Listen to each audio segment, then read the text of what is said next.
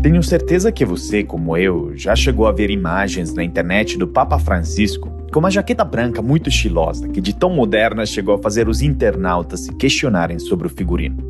Essa jaqueta era bem diferente das tradicionais roupas que compõem o armário do Papa e gerou uma discussão bem polarizada e intensa sobre como o Papa deveria se vestir. O problema é que só depois de dias se descobriu que essas imagens não eram verdadeiras, mas sim geradas pelo Midjourney, uma ferramenta de inteligência artificial generativa que cria imagens hiperrealistas a partir de uma descrição em texto. Assim como todo mundo, eu também não consegui dizer que a imagem não era real. E a verdade é que as novas tecnologias, incluso as ferramentas de inteligência artificial generativa, trazem à tona grandes questões éticas e até jurídicas que só podem ser resolvidas pela recente área de estudos chamada de perícia digital. Assim como existe há séculos a prática de perícia para investigar fatos no mundo real, com a digitalização acelerada dos últimos anos, veio se consolidando essa prática de perícia digital também. E é justamente sobre ela e muito mais que iremos falar nesse sexto e último episódio da segunda temporada do Vem Aí, o podcast oficial da NVIDIA Brasil. Então sejam muito bem-vindos. Lembrando que aqui quem fala é seu host André Iorio, palestrante, escritor best-seller sobre transformação digital, liderança e inovação. E nossos convidados nesse episódio são o professor Anderson Rocha, professor de inteligência artificial e perícia digital na Recode AI da Unicamp. No passado a gente usava basicamente processamento de sinais e visão computacional, mas hoje em dia a gente tem algoritmos de aprendizado mesmo, que aprendem em cima de uma grande massa de dados a encontrar esses artefatos deixados pelas falsificações. E o Fábio Alves, Senior Account Manager para Pesquisa e Educação da NVIDIA Brasil. Criar algoritmos, né, que seja capaz de avaliar isso em tempo real, em tempo que você possa bloquear isso de gerar um problema maior, né, na sociedade, demanda poder computacional maior. Então, as técnicas computacionais têm que estar sendo desenvolvidas e sendo criadas todo dia, né?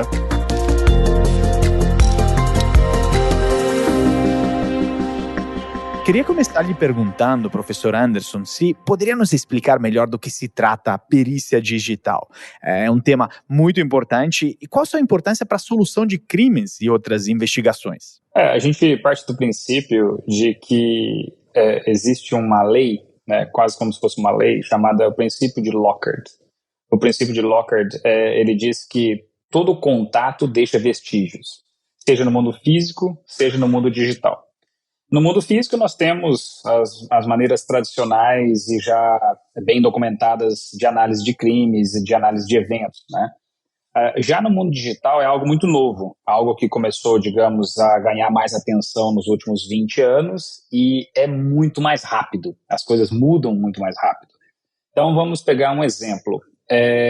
Mais ou menos 20 anos atrás, a gente começou com os primeiros casos, assim, bem documentados, digamos, de falsificações em fotografias digitais. Então, o que as pessoas faziam? Elas iam, modificavam essas fotografias, colocavam o rosto de uma pessoa no corpo de outra, ou eliminavam objetos. E isso era basicamente o que a gente analisava, dentro do que nós chamamos de multimídia forense, né, que é a análise de imagens, de vídeos, de áudios, para verificar se eles são verdadeiros ou falsos, se eles foram modificados ou não. Só que o mundo evolui muito rápido, né? Então, nos últimos 3, 4 anos, tudo que a gente vinha fazendo foi colocado em xeque. Então, a gente está tendo que se reinventar. Por quê? Porque a inteligência artificial ela veio também na criação de conteúdo falsificado. Então, se antes você tinha que ter, por exemplo, um indivíduo especializado, um artista, por exemplo, com boas capacidades e conhecimentos no Photoshop para poder modificar uma foto, hoje em dia, basicamente, o que é necessário? Um bom algoritmo de inteligência artificial, um conjunto de imagens que você pode pegar de uma determinada pessoa na própria rede social e uma boa placa gráfica, uma GPU para poder processar isso e gerar um conteúdo. Esse conteúdo que é gerado nós chamamos de sintético. Tá? E isso traz novos desafios para a gente em forense para identificar se é verdadeiro ou não. Você, imagino, está se referindo também aos famosos deepfakes, né? Que são esses conteúdos gerados por hoje em dia quase qualquer pessoa que tem acesso justamente a, enfim, um browser de internet, ou enfim, um poder computacional relativamente avançado, mas nem tão preciso, e que chegaram inclusive a fazer as manchetes de jornal recentemente com as imagens do Papa vestindo, né, com essa moda que repercutiu muito e depois se descobriu que era isso. Então, acho que isso traz enormes implicações sobre de quem é a responsabilidade de, por exemplo, isso é de quem produziu ou das tecnologias que fizeram e que isso fosse possível. Então, acho que esses são todos temas, né, professor Anderson, que estão ao topo da discussão da perícia digital hoje em dia. Com certeza. Na verdade, deepfakes é apenas um exemplo. Nós costumamos dizer que o buraco é mais embaixo, digamos assim. Deepfakes é um exemplo em que nós temos uma falsificação específica, em que você troca, por exemplo, a face de alguém ou você troca a voz de alguém, né? Então, no início era gerado, por exemplo, no Photoshop, por exemplo, se conseguia montar isso, fazer essa falsificação. Depois vieram as GPUs e os algoritmos de inteligência artificial que permitem fazer isso de forma automatizada. Mas hoje nós temos o que nós chamamos de realidades sintéticas, ou seja, realidades sintéticas hoje englobam não só deepfakes, mas vários outros conteúdos falsificados. Vamos dar alguns exemplos. Por exemplo, ChatGPT, ele gera um conteúdo totalmente sintético, um conteúdo textual sintético. Midjourney, por exemplo, ele gera uma montagem artística totalmente sintética. DALL-E 2, ele gera, por exemplo, uma montagem de imagem. Nós temos exemplos que você consegue criar uma cena totalmente nova, ela se parece com uma cena real. Nós temos criação de phishing. O que é o phishing?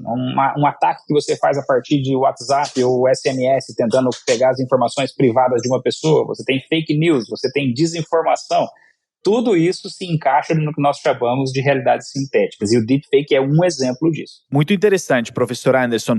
E Fábio, o professor, ele explicou muito bem de como a tecnologia a cada vez mais botou pressão em cima da perícia digital, complexificando o trabalho, né, com esses conteúdos sintéticos, e queria entender também do lado das tecnologias da perícia digital, também como elas têm evoluído, porque pelo que eu entendo, técnicas de visão computacional, processamento de linguagem natural, assim, sozinhas se tornaram quase que insuficientes para poder acompanhar os sinais da nova era, né? Então, eu queria entender um pouquinho qual a visão dos novos métodos, qual a evolução da perícia digital nos últimos 10 anos e qual o papel de tecnologias como inteligência artificial nisso tudo. Eu vejo assim um desafio enorme, né? Como o professor Lance falou, assim, não é um caso, são centenas, milhares de casos acontecendo simultaneamente, né? Alguns chegam à mídia, né? Ou às pessoas de maneira mais rápida, mas criar algoritmos, né? Que seja capaz de avaliar isso em tempo real, em tempo que você possa bloquear isso de gerar um problema maior, né, na sociedade. Demanda poder computacional maior. Então, as técnicas computacionais têm que estar sendo desenvolvidas e sendo criadas todo dia, né? Apesar das técnicas, né, de inteligência artificial terem sido criadas há um bom tempo, né, hoje existem recursos computacionais que permitem que você faça isso em tempo real ou no menor tempo possível, né? Então, esse é um desafio enorme, processar esses grandes volumes de dados, né? Contra-atacar essas técnicas, né? Porque a mesma técnica de contra-ataque está sendo usada pelo ataque, né? Então tem que ter esse balanço e essas regras de como usar essas ferramentas, né? De como usar as tecnologias para que seja possível encontrar, né, esses desafios. Então, a parte forense é um dos lados, existem outros tantos lados que tem que ser usadas essas técnicas. Então, a parte computacional é sendo desenvolvida para que utilize essas técnicas de maneira mais efetiva. Perfeito. E então vamos supor que, digamos, eu seja, por exemplo, o líder de uma companhia de mídia, que cria conteúdo, e eu tenha, não sei, um conteúdo sintético criado, atribuído a mim, e que, de fato, eu queira combater, contratando alguns serviços de perícia digital, demonstrando que é um fake, ou demonstrando que não é minha. Quais são as etapas desse processo? Onde as tecnologias entram? Por curiosidade, professor, como que, digamos, a perícia digital realmente identifica? Quais são um pouco dessas etapas? Na perícia digital, a gente busca mais ou menos um paralelo com a perícia analógica, digamos assim. Então, o primeiro passo é a coleta da evidência. Então, você precisa ter acesso ao que foi criado. E quando você tem isso, a ideia é que você consiga o mais próximo do original possível. O que eu quero dizer isso? Vamos supor que você é o dono de uma companhia, então, e alguém criou uma imagem sua que denigre a sua imagem. Quer dizer, uma imagem, uma fotografia sua que denigre a forma como as pessoas te veem, né? Se você me der uma versão que foi colocada numa rede social, ela já é uma versão processada. Isso vai atrapalhar o processo de análise da autenticidade daquela imagem, né? Então, a gente busca a coleta de tudo que for relacionado, que pode vir a ser evidência, e a gente faz uma análise em relação a isso. O que é essa análise? Você, como foi dito aqui pelo Fábio, você precisa de IA. Não tem como combater falsificações criadas com inteligência artificial sem você desenvolver algoritmos que lidam com inteligência artificial. Então, a gente também utiliza inteligência artificial. No passado, a gente usava basicamente processamento de sinais e visão computacional, como você colocou aqui, mas hoje em dia a gente tem algoritmos de aprendizado mesmo, que aprendem em cima de uma grande massa de dados a encontrar esses artefatos deixados pelas falsificações. Então, a gente passa para essa etapa buscando inconsistências. O que são essas inconsistências? Se for uma imagem, que é o mais comum, a gente busca inconsistências de iluminação, de sombra, inconsistências na região da boca, dos olhos, se for no caso um deepfake, né? A gente busca inconsistências nos cabelos, porque é bastante difícil você gerar essa região dos cabelos de uma forma bem incrível. A gente busca principalmente artefatos relacionados ao ruído.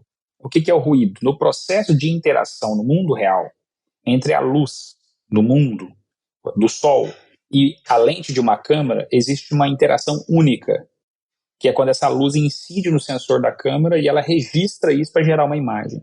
Esse ruído ele é único por câmera. Então, se você tem uma fotografia, essa fotografia ela vai ter essa assinatura de ruído daquela interação que aconteceu. Se você gerou isso em computador, isso foi gerado. Isso não veio naturalmente de uma câmera. Então, a gente procura analisar também a assinatura de ruído. Naturalmente, como é um jogo de gato e rato, daqui a pouco os algoritmos de geração vão incorporar isso e aí já vai quebrar o algoritmo de detecção. Hoje nós vamos ter que pensar em outras formas de detectar. Então, o processo é conseguir as evidências e analisar essas evidências por pistas, tá? Buscando essas pistas. E aqui que entra, por exemplo, o trabalho de Fábio e equipe, que é nos auxiliar com a parte que eles conhecem de melhor, né, Fábio? Que é a parte do hardware. O que eu posso ter do lado da NVIDIA, por exemplo, para acelerar aquilo que eu faço? Eu vou dar um exemplo aqui para vocês. Em 2009, quando eu estava começando como professor na Unicamp, criei o laboratório de inteligência artificial e um dos primeiros, com alguns colegas, e aí um dos primeiros desafios que vieram para a gente vieram da Casa Civil. Veio um belo dia, chego lá de manhã na Unicamp, a reitoria me chama, olha, a Casa Civil da República está ligando, precisa de vocês. Eu falei, nossa, professor com menos de 6 meses de casa já chamado pela Casa Civil. Eu já pensei, alguma coisa eu fiz que alguma pessoa não gostou, né? E na verdade era uma matéria que tinha sido publicada pela Folha de São Paulo, na capa, colocando uma ficha policial da Dilma Rousseff, que era a ministra da Casa Civil na época, dizendo que ela tinha sido uma criminosa nos anos 60 e 70. Uma terrorista.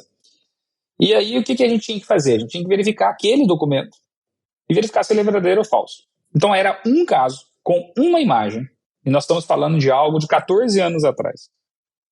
Agora eu vou dar um exemplo recente. Então naquele caso foi uma análise que eu e um colega fizemos durante 30 dias, 35 dias, provamos que era uma falsificação por N fatores, e a Folha de São Paulo teve que se retratar numa matéria no domingo seguinte à nossa submissão, mostrando que era uma falsificação. Agora eu vou dar um exemplo recente. Em 2023, em 8 de janeiro, nós tivemos o evento de 8 de janeiro em Brasília. E para a gente coletar os dados em relação a tudo que aconteceu ali na região de Brasília, tá? Na Praça dos Três Poderes, e tudo o que aconteceu antes, durante e depois, nós tivemos que analisar várias redes sociais e nós coletamos cerca de 10 terabytes de dados.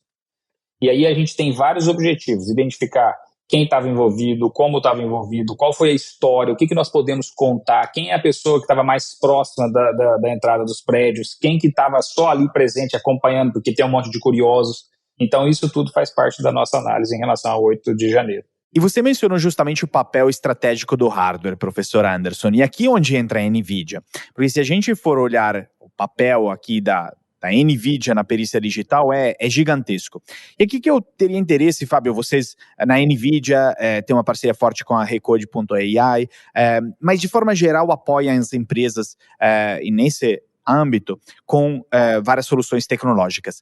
Como que funcionam essas parcerias e quais os pontos fortes da NVIDIA que pode contribuir para o mundo da perícia digital? Dos pontos fortes, assim, a estratégia da NVIDIA é sempre acelerar algum workload específico, alguma carga de trabalho específica, nesse caso, processar esses 10 terabytes de dados, né? Que o professor Anderson comentou, mas em tempo hábil, né? Porque não adianta processar isso e demorar 5 anos para fazer isso, né? Hoje não dá tempo mais. Então, assim, a NVIDIA tem desenvolvido produtos, né? E inserido técnicas e partes computacionais nos produtos que permitam essa aceleração computacional para que aconteça em tempo hábil. Então, a gente olha assim das gerações passadas, né? Das GPUs especificamente da NVIDIA ou da rede de intercomunicação que a NVIDIA também oferece, tem um ganho enorme no poder computacional pelo mesmo espaço físico no data center, pelo mesmo consumo de energia. Então, é um foco grande, porque você processar tudo isso também tem que ter, você consome energia, você refrigera o equipamento, você tem intercomunicação de dados e por aí vai. Então, assim, a evolução da tecnologia permite que de uma geração de GPU até a outra, a gente tenha ganhos enormes em termos de processamento desses dados, colocando técnicas, né, computacionais.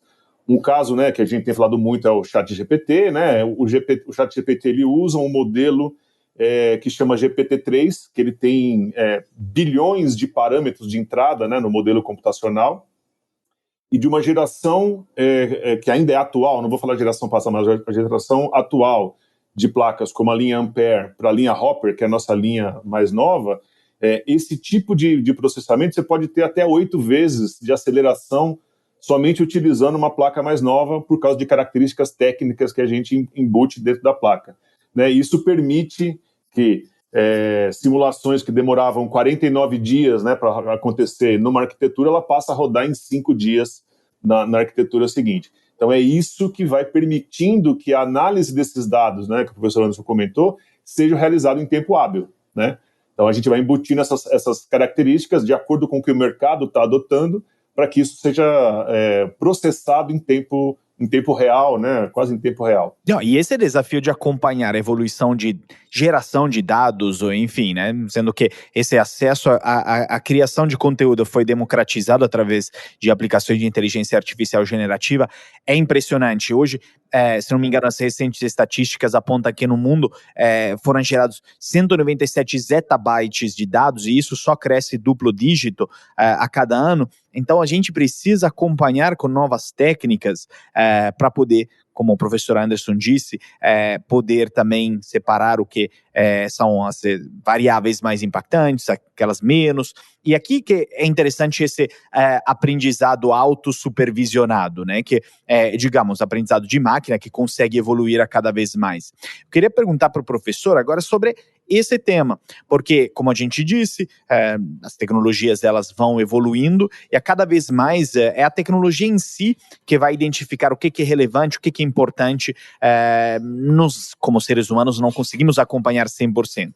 Então, eu queria perguntar quais os avanços mais recentes no aprendizado autossupervisionado e que estão sendo utilizados para lidar com buscas em larga escala, com todos esses dados e alguns problemas forenses. Essa é uma excelente pergunta. A gente costuma dizer que nós temos 3 grandes fatores que levaram ao, digamos, o renascimento da IA no século XXI, que é justamente a melhoria nos algoritmos, a melhoria muito grande que houve no hardware, né, e a imensa quantidade de dados. Então você juntou 3 fatores que fizeram com que os últimos 20 anos, digamos, tenham trazido esses avanços extraordinários que a gente tem visto.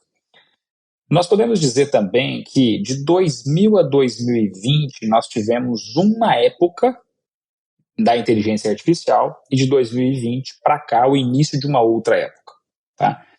Esses primeiros 20 anos, de 2000 a 2020, nós chamamos da época discriminativa, ou seja, o desenvolvimento de técnicas, de soluções utilizando inteligência artificial para identificar padrões, para separar, por exemplo, um padrão de outro, identificar uma doença, verificar se houve uma fraude ou não no cartão de crédito. Isso foi basicamente o que moveu a indústria e a pesquisa acadêmica também nos primeiros 20 anos. Então, a gente diz que de 2000 a 2020 foi a época discriminativa. E a partir de 18 já começou a aparecer os algoritmos interessantes, ou melhorias interessantes em algoritmos generativos, ou seja, algoritmos que criam um conteúdo, tá? Que dão, por exemplo, a oportunidade da criação dessas realidades sintéticas que eu coloquei agora há pouco. Realidades sintéticas, é importante a gente ter em mente que nem sempre é negativa.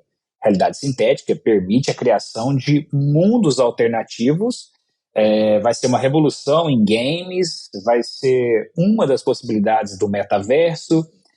Você tem inúmeras possibilidades de aprendizado em que você consegue gerar, à medida que o tempo passa, conteúdos novos, contextualizados para cada aluno, por exemplo. Então, a criação de conteúdo sintético necessariamente não é ruim. Só que algumas pessoas usam para o sentido ruim. E o que é o grande diferencial agora dessa IA generativa? É essa possibilidade de criar.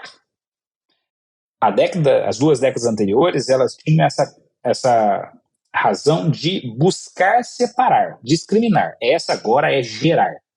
Eu vou gerar conteúdo, áudio, vídeo, imagem. Nós já estamos muito bons gerando imagens e estamos muito bons na geração de áudio.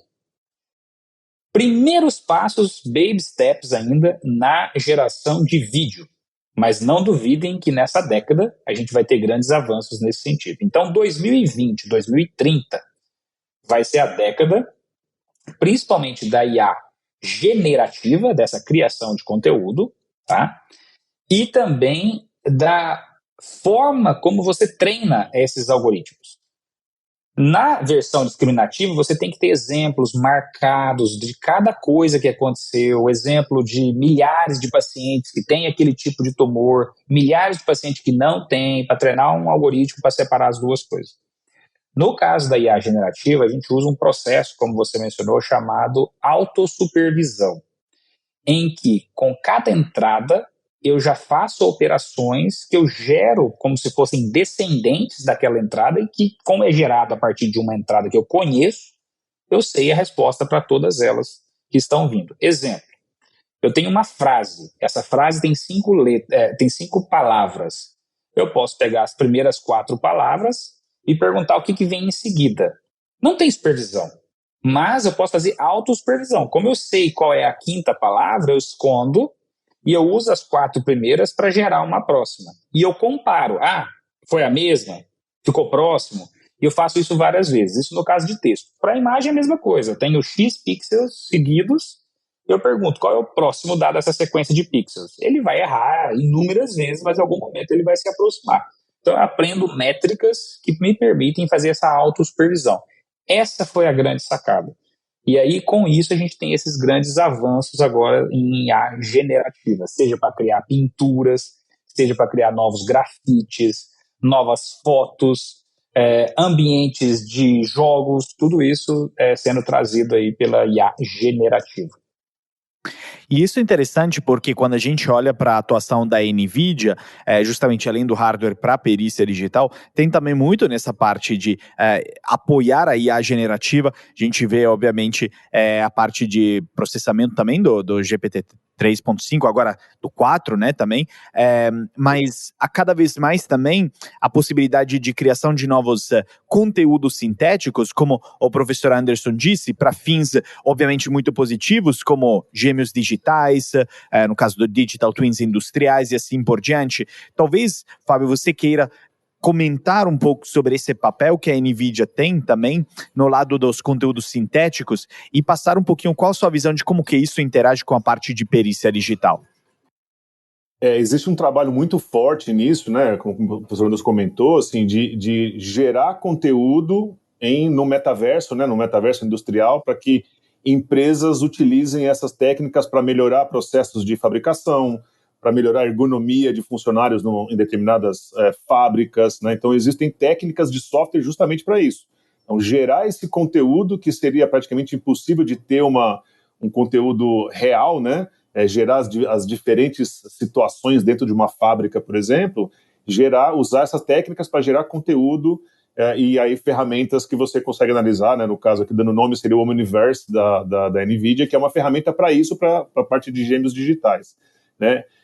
Isso também, essa parte de geração de dados sintéticos, permite que você crie informações para treinar modelos e aí reconhecer coisas, né, como o professor comentou, né, se antever, né, o que poderia vir um pixel, o que poderia vir de informação na sequência dessa lógica aqui. Então, você gerando dados sintéticos, você treina o modelo para aumentar a quantidade de opções que ele tem ali, né, por isso que a gente fala de bilhões de parâmetros, trilhões de parâmetros, ele está gerando esses parâmetros para poder facilitar qualquer que seja o uso, né? Acho que a inteligência artificial, as técnicas você pode aplicar em diversas áreas, né?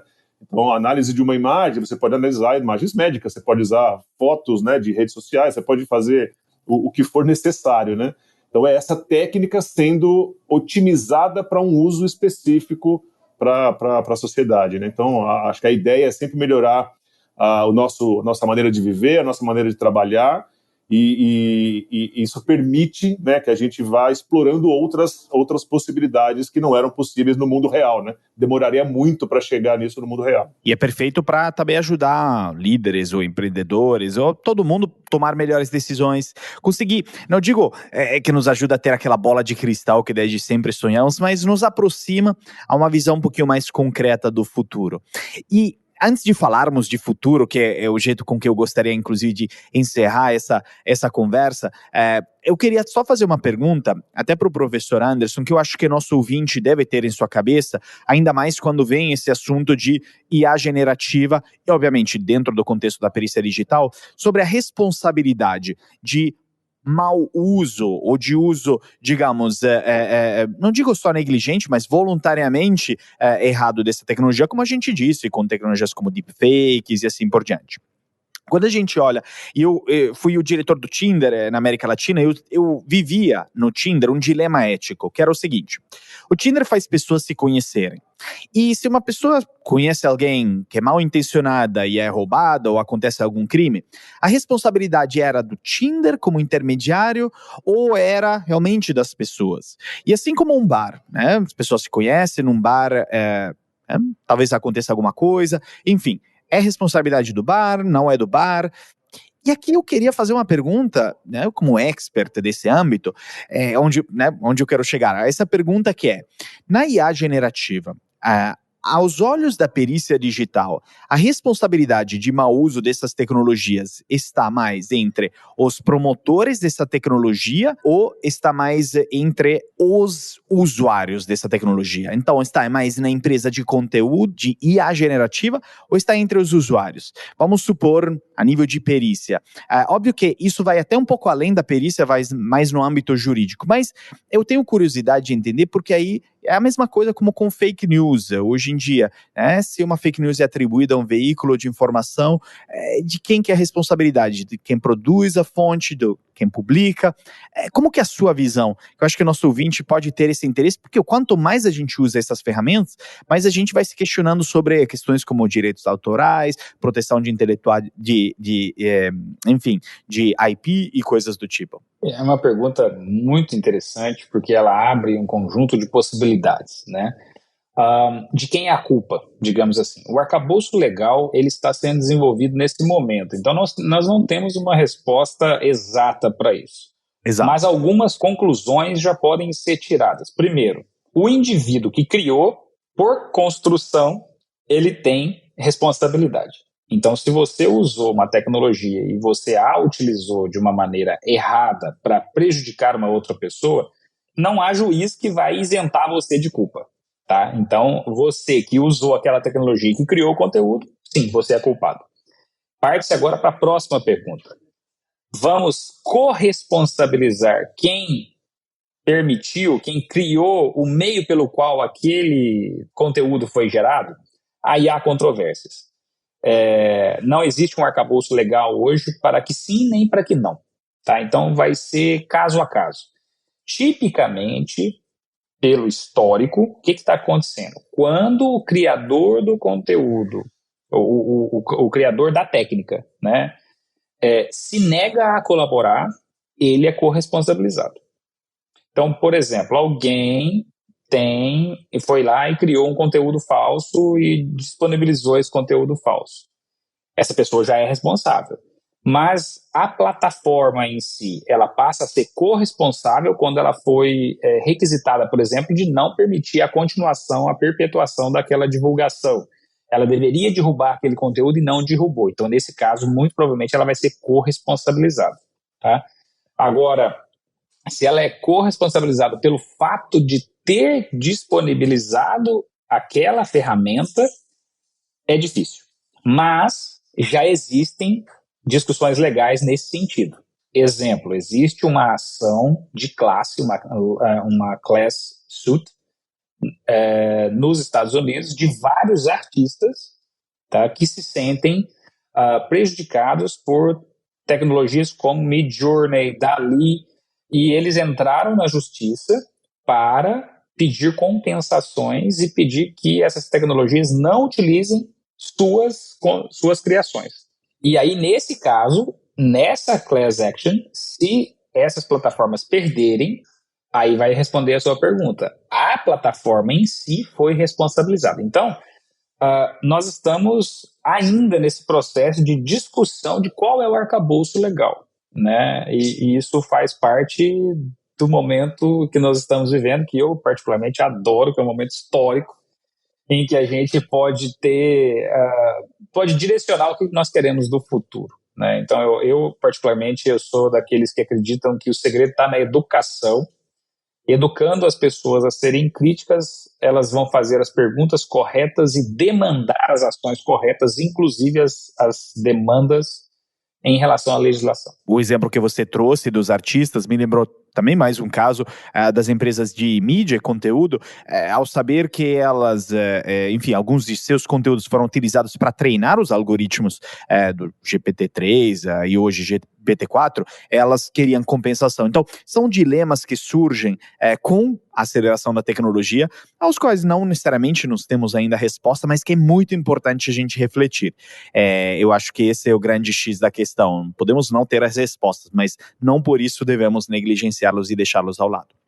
E você, professor nós estamos Anderson? no meio ainda, né, dessa revolução, né? A gente já Exato. viu tantas revoluções no mundo, a gente está no meio, né? A gente não saiu do outro lado ainda. Está vivendo ela enquanto a gente fala, né? Exatamente, e de alguma forma, ao se fazer as perguntas corretas, a gente constrói as respostas para o futuro, ou pelo menos vai naquela direção, e é justamente nesse tom que eu queria, enfim, já nos encaminhando para o fim desse nosso papo tão prazeroso, ter uma perspectiva futura de cada um de vocês. Eu gostaria de, enfim, ter a perspectiva de quais são os grandes desafios futuros da perícia digital. Nós falamos dos atuais, mas na medida que a IA generativa ela se torna cada vez mais assertiva, onde será talvez até realmente cada vez mais difícil entender o que foi gerado de forma sintética por ela ou de forma humana por um ser humano, quais são os próximos grandes desafios? Quais as novas fronteiras da perícia digital e quais novas tecnologias, inclusive, poderão ajudá-la a ser mais assertiva? Talvez começando pelo Fábio.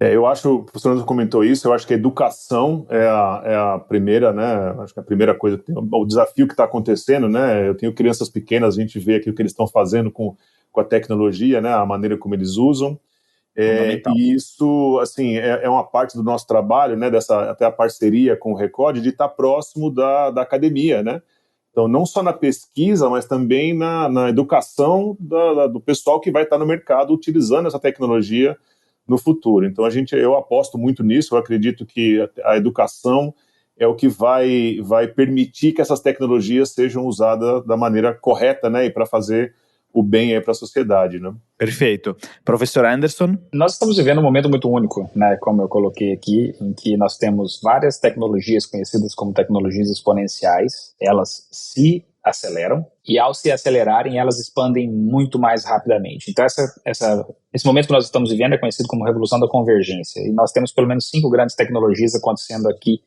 e são exponenciais, que é a biotecnologia, a internet das coisas, a nanotecnologia, a robótica e a inteligência artificial. Se você avançar qualquer uma delas, automaticamente você está avançando as outras, porque elas estão se acelerando e indo numa direção comum, por isso é chamada de Revolução da Convergência. Junto a essas 5, tem mais 2 vindo, que é a blockchain e a computação quântica. Então, vão ser 7 dentro aí dos próximos 10 anos. E o mundo de possibilidades aqui é muito amplo, né? Então, quais são os desafios? Inúmeros. Os desafios são inúmeros, mas o maior deles é o desafio da educação. É o desafio da crítica.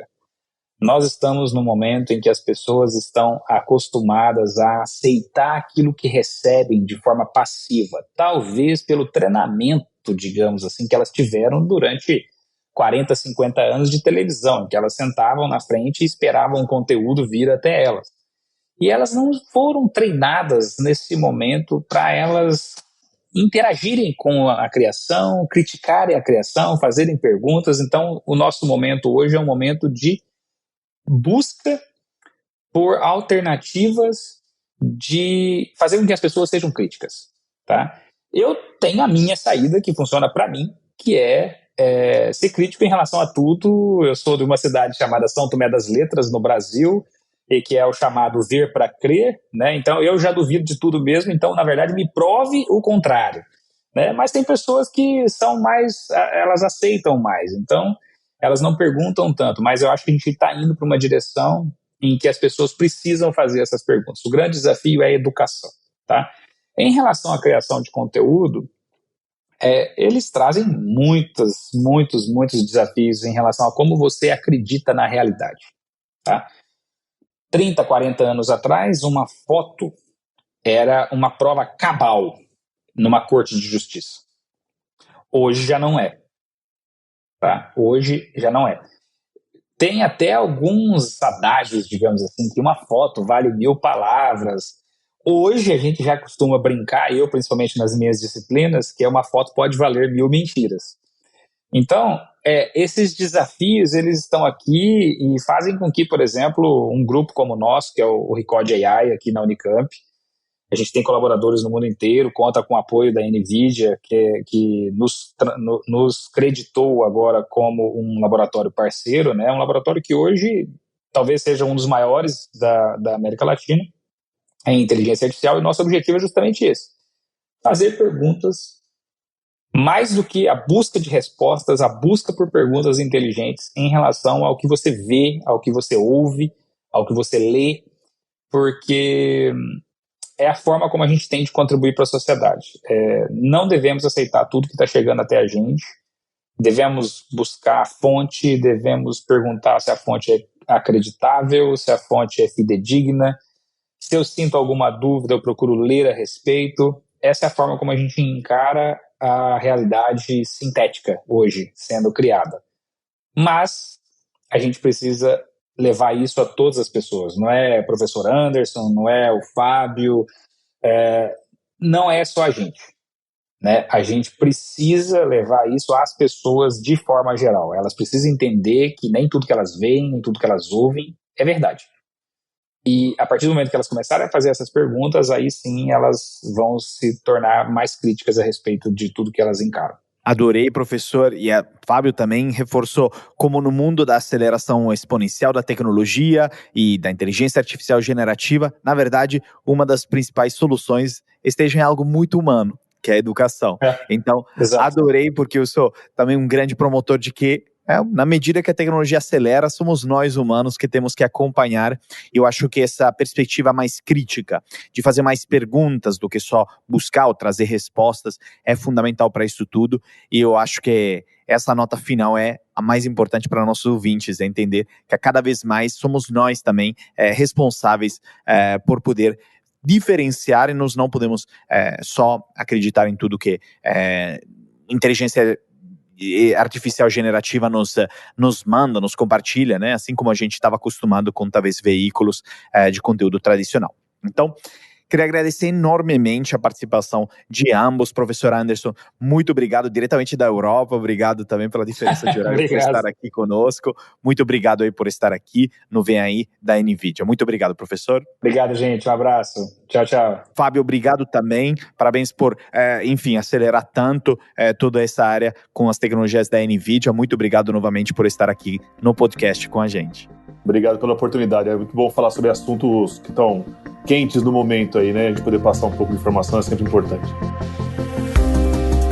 E após aprendermos muito com essa troca incrível com o professor Anderson e o Fábio sobre perícia digital e inteligência artificial, nos despedimos, caros ouvintes do Vem Aí. Como dever de casa, quero que você reflita nos maiores aprendizados que teve a partir dessa discussão e, de fato, de todos os episódios dessa segunda temporada. E é com isso que agradeço a sua atenção em nome da NVIDIA e do seu host André Iori. Nos vemos na próxima temporada do Vem Aí, o podcast oficial da NVIDIA Brasil.